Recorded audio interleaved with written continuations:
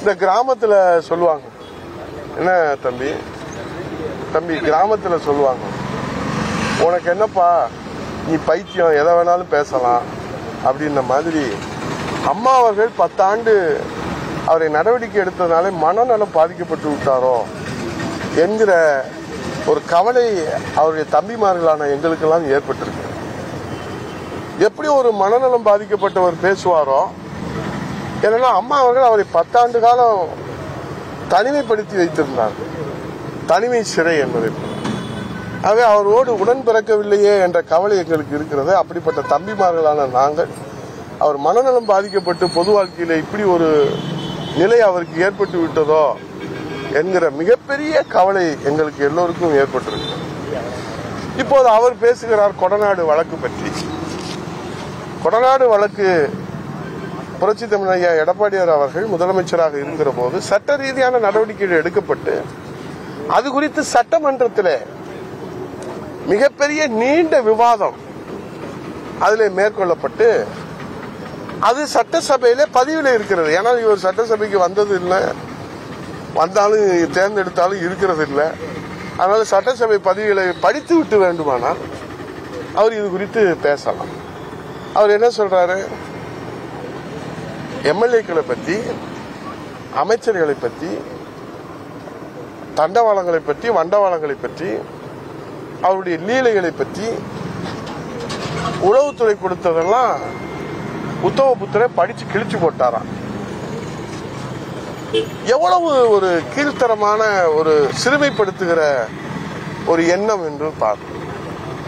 வெறுவாயிலே அவள் மெல்லுவார் இவரு, அதாவது வெறுவாயிலே அவளே இல்லாம வெறுவாயிலே மெல்றவர் இவரு.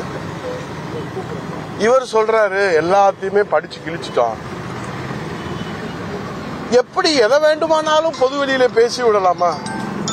இது என்ன நியாயம்? அண்ணா திராவிட முன்னேற்ற கழகம் என்பது 52 ஆண்டு காலம் மிகப்பெரிய ஒரு மாபெரும் மக்கள் இயக்கம். 2 கோடி தொண்டர்கள் வீட்டை மறந்து, பிள்ளைகளை மறந்து, குடும்பத்தை மறந்து, உறவுகளை மறந்து, சொந்தங்களை மறந்து, நட்பை மறந்து, அத்தனையும் அர்ப்பணித்து மக்களுக்காக சேவை செய்வதை நீங்கள் இப்படி வாய்க்கு வந்த வழி பொது வெளியிலே கொச்சைப்படுத்தி பேசினால், சிறுமைப்படுத்தி பேசினால், அவதூறாக பேசினால் அது எல்லாரும் வேடிக்கை பார்த்து கொண்டிருப்பாங்களா? உங்களுக்கு தமிழ்நாட்டில் என்ன வேலை எங்களுக்கு தெரியல. இப்ப இவருக்கு என்ன பிரச்சனைன்னு நமக்கு தெரியல. இப்போ பக்கத்து இலைக்கு பாயாசம் அப்படின்னு கிராமத்தில் சொல்லுவாங்க. இவருக்கு சேர மாட்டாராம், ஆனா இவரை சேர்த்துக்கிறவான், இவரை சேர்த்துக்கிறவான், என்னை சேர்த்துக்கிற இவரை சேர்த்துக்கிறோம். யாரும் சொல்றாருன்னு உங்களுக்கே தெரியும். அவர் சொல்லியிருக்காரு, பக்கத்து இலைக்கு பாயாசம், இங்க பாயாசத்தை ஊத்துப்பாங்க. எனக்கு இல்லப்பா, பக்கத்து இலைக்கு. அந்த கதையா? நான் என்ன கேட்கிறேன், ஒரே ஒரு கேள்விதான். மனசாட்சி தொட்டு அவர் பதில் சொல்லட்டும். எங்க அண்ணன் மதிப்புக்கும் மரியாதைக்குரிய, போற்றுதலுக்குரிய, விரக்தியின் உச்சத்திலே இருக்கிற, வேதனையின் உச்சத்திலே இருக்கிற, இயலாமையின் உச்சத்திலே இருக்கிற, ஆற்றாமையின் உச்சத்திலே இருக்கிற, அம்மாவின் மறைவுக்கு பிறகு எல்லா சக்தியும் இழந்து இருக்கிற டிடிவி தினகரன் அவர்கள் அமமுகவை தொடங்குகிற போது உங்களோடு எத்தனை பேர் தோள் கொடுத்து நின்றார்கள்?